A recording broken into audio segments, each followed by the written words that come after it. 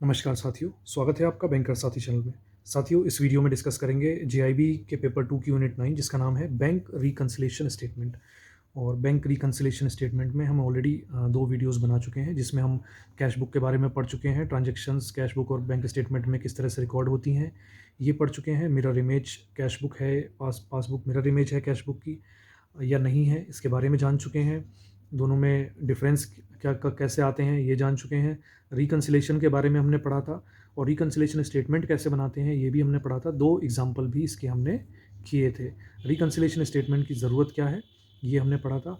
अब आज के वीडियो में हम साथियों जानेंगे कि अगर हमें एक्सट्रैक्ट दिए हुए हैं कैश बुक और पासबुक के, तो हम किस तरह से बैंक रिकंसिलेशन स्टेटमेंट बनाते हैं।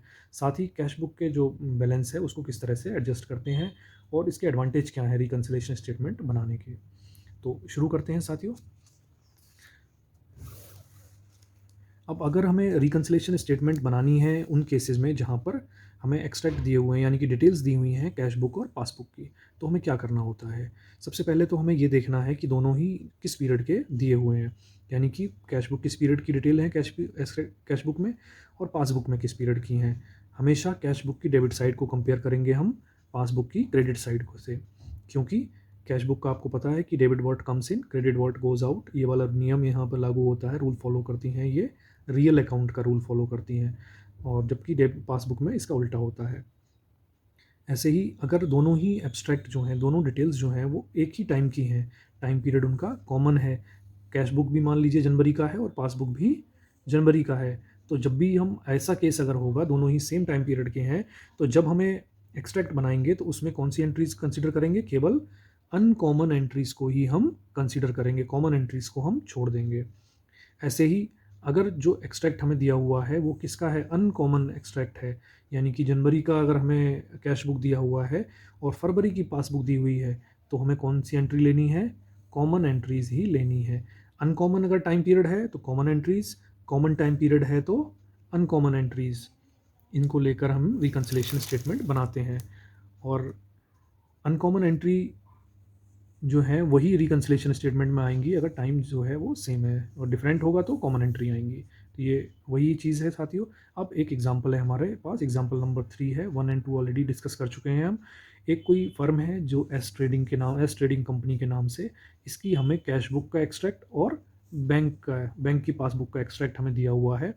31 दिसंबर 2019, एज ऑन 31 दिसंबर 2019 हमें क्या बनाना है, हमें इसका बैंक रिकंसिलेशन स्टेटमेंट बनाना है। तो अब हम इसको किस तरह से बनाएंगे, डिटेल्स हमारे पास हैं।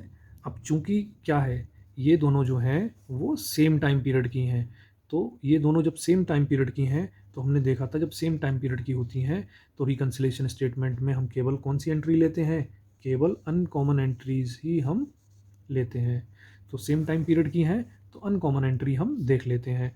आपको पता है कैश बुक की डेबिट साइड को हम किससे कंपेयर करते हैं, बैंक की पासबुक की क्रेडिट साइड से, एंड वाइस वर्सा। तो अब हम यहाँ की अगर हम डेबिट साइड, ये ऊपर हमारी कैश बुक है, कैश बुक की डेबिट साइड में एंट्री देखते हैं और पासबुक में कौन सी हमारी एंट्री जो है वो कॉमन नहीं है। तो जो कॉमन नहीं है उनको हम कंसिडरेशन में लेंगे।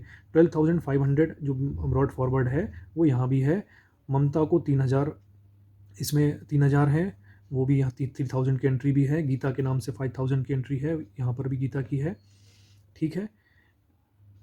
विद्या की 8,000 की एंट्री है, तो यहाँ पर भी विद्या की 8,000 की एंट्री है। अब लेकिन यहाँ पर ये शीला के नाम से जो 10,500 की एंट्री है, ये हमारी डिपॉजिट साइड में, राइट साइड क्रेडिट साइड में पासबुक में नहीं आई है, तो ये हमारी क्या हो गई, अनकॉमन एंट्री हो गई। दूसरा क्या है, डिविडेंड हमने कितना ले रखा है 840, लेकिन डिविडेंड एक्चुअल में कितना आया है जो बैंक पासबुक में बता रही है 480, तो ये हमारा क्या हो गया, एरर इन रिकॉर्डिंग, यानी कि हमने गलती कर दी है कैश बुक में बनाने में, 480 की जगह हमने 840 लिख दिया है, इसकी वजह से डिफरेंस आ रहा है। अब हम, जब हमें एंट्री पता लग गई तो अब हम इसको एक बार क्रेडिट साइड की, इधर साइड की भी एंट्री देख लेते हैं, कैश बुक की जो क्रेडिट एंट्री है उनमें और बैंक पासबुक की डेबिट साइड की एंट्री में कौन सी अनकॉमन है। तो यहाँ पर जब हम देखते हैं तो 3,000 की एंट्री जो गोयल की है वो यहाँ भी है, पित्रे 4,000 हैं तो पित्रे यहाँ भी 4,000 हैं, ठीक है। और जॉर्ज की जो 2,000 की एंट्री है,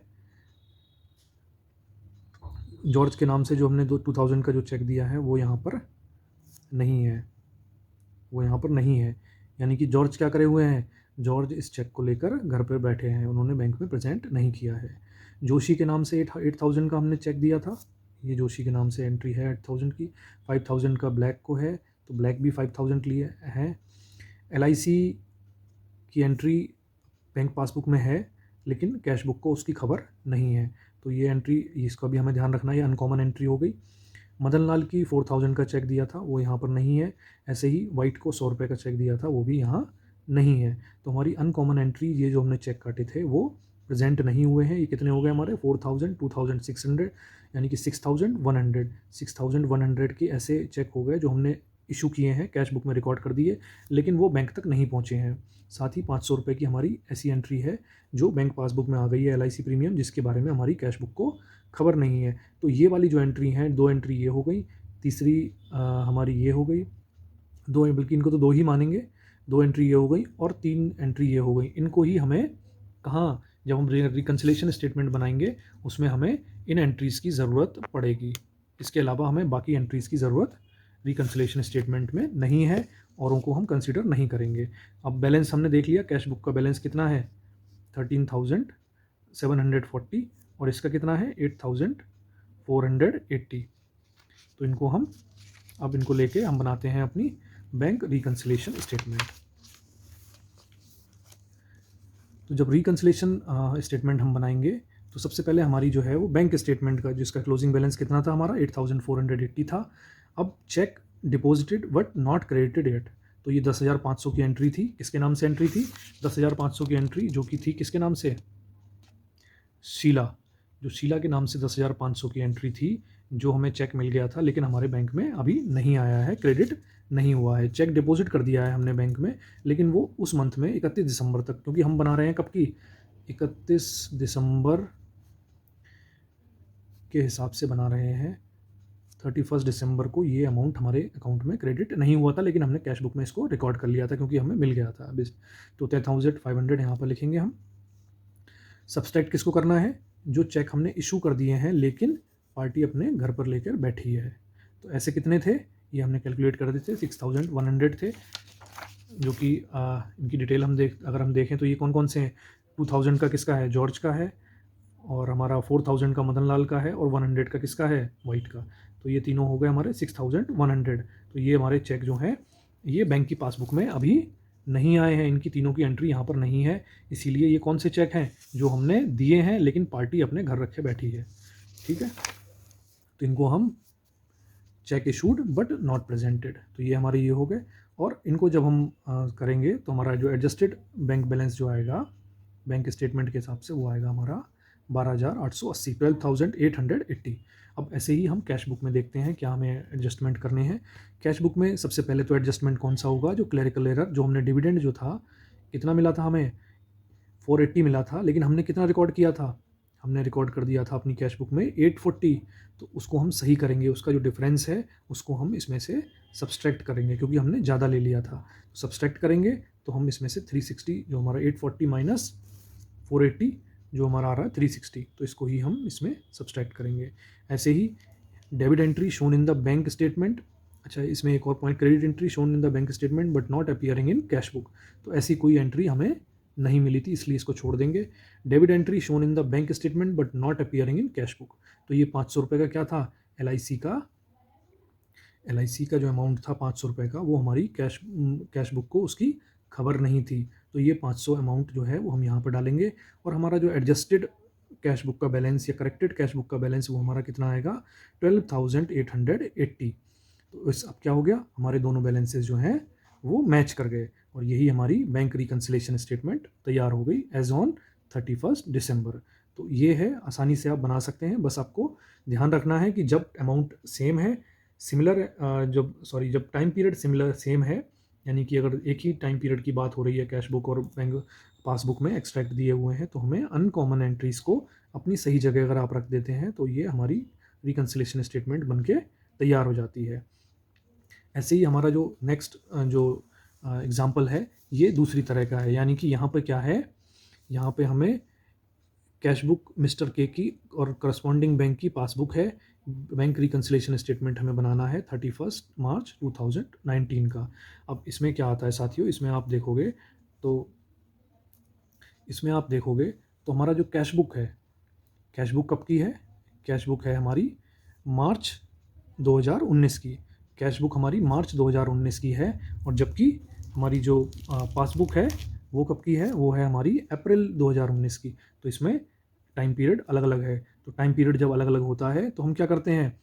जब टाइम पीरियड अलग अलग होता है तो हम कॉमन एंट्रीज़ को कंसीडर करते हैं, और कॉमन एंट्रीज़ ही हमारी कहाँ आती हैं? कॉमन एंट्रीज़ ही हमारी आती हैं बैंक रिकन्सिलेशन स्टेटमेंट में। तो अब हम देख लेते हैं कि इन दोनों में कॉमन एंट्रीज़ कौन कौन सी हैं। अब अगर हम दोनों साइड को कंपेयर करते हैं, तो हम देखते हैं कि यहाँ पर जब हम डेबिट साइड हमारी कैश बुक की और क्रेडिट साइड किसकी? क्रेडिट साइड हमारी पासबुक की, इन दोनों को हम मिलाते हैं। तो इन दोनों को जब हम मिलाएंगे तो आप देखेंगे कि 1500 की जो है वो 3400 की हमारी जो एंट्री है, इसमें तो वो यहाँ पर नहीं है, यानी कि कॉमन नहीं है। 500 की कॉमन नहीं है। कॉमन कौन कौन सी है? हमारी जो 3 एंट्रीज कॉमन है, जो हमारी कहाँ है? कैश बुक की डेबिट साइड में और पासबुक की क्रेडिट साइड में। तो तीनों एंट्री जो कॉमन है, जैसे कि टू डिंसॉ एंड कंपनी 2200 रुपये की एंट्री है, ये यहाँ भी 2200 की है। इसका मतलब क्या हुआ? इसका मतलब ये वाले जो हमने जो चेक जो दिए थे, ये वाले जो अमाउंट हमें मिला था, ये वाला हमारे क्रेडिट कब हुआ है? ये मार्च के महीने में क्रेडिट नहीं हुआ है। कैश बुक में हमने मार्च में रिकॉर्ड किया है, ये एंट्रीज तीनों, लेकिन एक्चुअली में पासबुक में कब रिकॉर्ड हुई हैं? पासबुक में रिकॉर्ड हुई हैं ये अप्रैल में। तो ये हमारी डिफरेंस क्रिएट कर रही हैं, तो इनको ही हमें लेना है।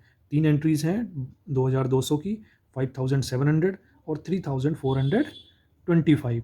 तो इन तीनों एंट्रीज़ का हमें ध्यान रखना है, इनको हमें यूज़ करना है किसमें? हमारी रिकन्सिलेशन स्टेटमेंट में। ऐसे ही जब हम कंपेयर करेंगे हमारी कैश बुक की क्रेडिट साइड और पासबुक की डेबिट साइड को, तो हमें मिलेंगी 2 एंट्रीज़ जो कॉमन है।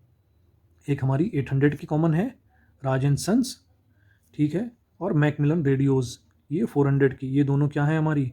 ये हमारी कॉमन एंट्रीज़ हैं। तो इसका मतलब क्या है? इसका मतलब ये है कि ये जो हमने चेक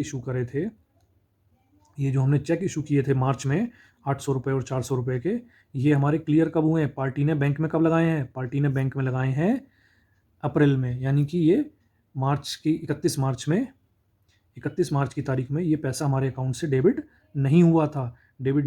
हमारे अकाउंट से पैसा ये गया नहीं था। तो इसको हम, ये भी हमारा जो है वो डिफरेंस क्रिएट करेगा अगर हम रिकन्सिलेशन स्टेटमेंट में इन दोनों को यूज़ नहीं करते हैं। तो हम इन दोनों एंट्रीज़ को भी अपनी रिकन्सिलेशन स्टेटमेंट में यूज़ करेंगे। तो आपको पता लग गया कि कॉमन एंट्रीज़ जो हैं उनको हमें यूज़ करना है जब टाइम पीरियड अलग अलग है। कॉमन एंट्रीज़ भी हमने आइडेंटिफाई कर ली हैं, कौन कौन सी हैं, दोनों ही कैश बुक और पासबुक में। तो अब हम बनाते हैं रिकन्सिलेशन स्टेटमेंट। तो इसका जब रिकन्सिलेशन स्टेटमेंट बनेगा 31 मार्च 2019 का, तो एज़ ऑन 31 मार्च 2019 हम इसका रिकन्सिलेशन स्टेटमेंट बना रहे हैं। तो क्लोजिंग बैंक बैलेंस जो है एज़ पर बैंक स्टेटमेंट, तो ये हमारा हो गया 750 का, ठीक है, और इसका हमारा 9375, तो ये हमारा आ रहा है। अब इसको हम जब एडजस्ट करेंगे, यानी कि सबसे पहला ये है, हमें ये देखना है cheque deposit but not yet credited. तो ऐसे चेक जो क्या हुए हैं? डिपॉजिट हो गए हैं लेकिन हमारे अकाउंट में अभी आए ही नहीं हैं। तो ऐसे कौन कौन से चेक हमने आइडेंटिफाई किए थे? 2200, 5700 और 3425। ये मार्च में हमें मिल गए थे, हमने मार्च में इनको कैश में रिकॉर्ड कर लिया था कैश बुक में, लेकिन हमारे बैंक अकाउंट में कब आए हैं? ये हमारे बैंक अकाउंट में आए हैं अप्रैल में। तो 31 मार्च को ये अमाउंट हमारे में क्रेडिट नहीं हुए थे। चेक डिपॉजिट हमने कर दिए थे, अपनी कैश बुक में रिकॉर्ड कर लिए थे, बट ये हमारे अकाउंट में नहीं आए थे। तो इसीलिए हम इन तीनों को ऐड करके इसको कहाँ डालेंगे? Check deposited but not yet credited. तो ये हमारा हो गया 11,325। ये अमाउंट हमारा बना cheque deposited but not yet credited. Next हमारी क्या डिटेल आएगी इसमें? Cheque issued but not presented to the bank for payment. तो ऐसे कौन से चेक थे जो हमने इशू तो कर दिए थे, पार्टी को दे दिए थे, लेकिन उसने क्या करे? उसने बैंक में लगाए ही नहीं, घर रख के बैठा है। तो ऐसे कौन है? ऐसे हैं हमारे राज एंड सन्स और मैकमिलन रेडियो, ये दोनों पार्टियों को हमने 800 रुपये और 400 रुपये के चेक दिए थे। लेकिन इन्होंने कब प्रेजेंट करे हैं?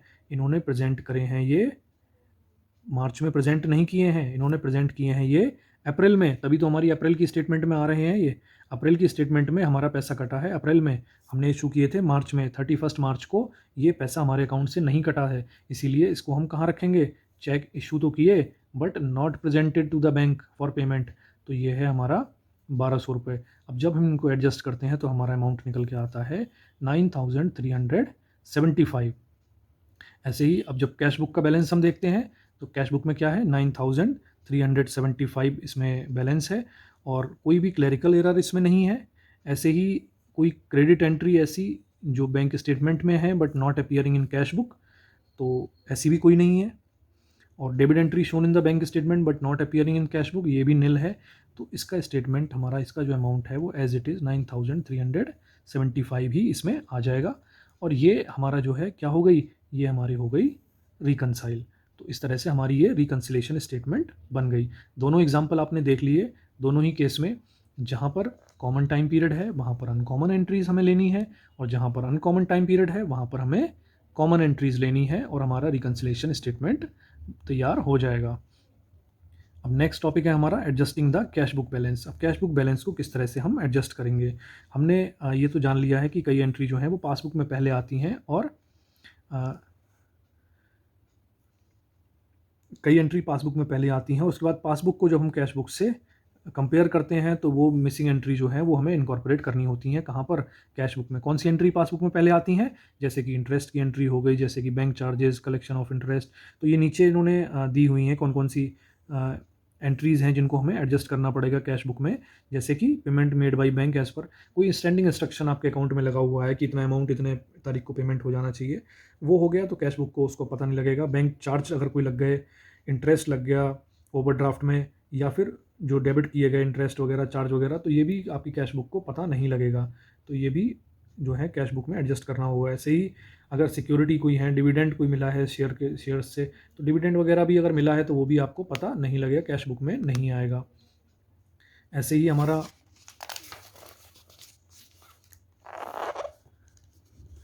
कोई डिसऑनर हो गया चेक का, तो उसमें अगर कोई चार्ज लग गया तो वो आएंगे। कोई डायरेक्ट डिपॉजिट कस्टमर ने अगर कर दिया है, ट्रांसफ़र कर दिए हैं, तो वो आपके अकाउंट में दिखाएगा बट आपकी कैश बुक को खबर नहीं होगी। या फिर कोई एरर कमिट कर दिए गए हों कैश बुक में, जैसे हमने पिछले क्वेश्चन में देखा था कि डिविडेंड आया था 480, उन्होंने 840 रिकॉर्ड कर लिया। तो इस तरह के एरर अगर कैश बुक में होंगे तो इन सब चीज़ों की वजह से जो हमें रिकनसाइल करने की ज़रूरत पड़ेगी, अपनी उन कमियों को ठीक करने की ज़रूरत पड़ेगी। Advantage of bank reconciliation statement. Reconciliation statement का जो है क्या एडवांटेज होता है? तो इनके एडवांटेज हमें पता है ऑलरेडी, देख लेते हैं। Management of cheque and accuracy of the entry made in cash book, कि कैश बुक में जो एंट्री बनी है वो एक्यूरेट है या नहीं है, वो हमें पता लग जाएगा। दूसरा क्या है, ये हेल्प करता है हमें कि डिटेक्ट करें हम error to take timely action for correction of balance. अब एरर हमें पता लग जाएगा तो हम उसमें टाइमली एक्शन लेंगे और अपने बैलेंसेस जो हैं वो करेक्ट करेंगे। काफ़ी इंपॉर्टेंट कंट्रोल टेक्निक है for management, important technique for control. और दूसरा क्या है, correct bank balance at any particular time, इससे हम शो कर सकते हैं। जब रिकनसाइल करेंगे तभी हमें पता लगेगा कि करेक्ट बैंक बैलेंस क्या होना चाहिए इस समय। It reveals fraud committed by staff handling cash and cheque. और एक और इम्पॉर्टेंट चीज़ कि कोई भी जो भी स्टाफ हैंडल कर रहे हैं फ्रॉड, कैश को, चेक को, तो वो अगर किसी तरह की गड़बड़ी करते हैं, मान लीजिए चेक कटा हो, जो जमा नहीं किया, या पैसा आया वो कैश बुक में नहीं चढ़ाया, तो इस तरह के कोई अगर स्टाफ कोई अगर फ्रॉड करता है तो वो भी हमें पता लग जाएगा। तो इस तरह से इनका इम्पोर्टेंस है, रिकन्सिलेशन स्टेटमेंट का काफ़ी इम्पोर्टेंस है, और इसीलिए हम इसे बनाते हैं। तो साथियों, इसके साथ ही ये चैप्टर कंप्लीट होता है, और काफ़ी इंपॉर्टेंट चैप्टर था। स्पेशली इसमें जो एग्जांपल हैं, नॉन कॉमर्स बैकग्राउंड वालों के लिए थोड़ी बहुत दिक्कत शुरू में हो सकती है, बट एक दो बार अगर आप वीडियो देखेंगे और ये क्वेश्चंस खुद भी सॉल्व करने की कोशिश करेंगे तो आसानी से आपको समझ में आ जाएगा और आप फिर कोई दिक्कत नहीं होगी। तो मिलते हैं साथियों नेक्स्ट वीडियो में। Thank you.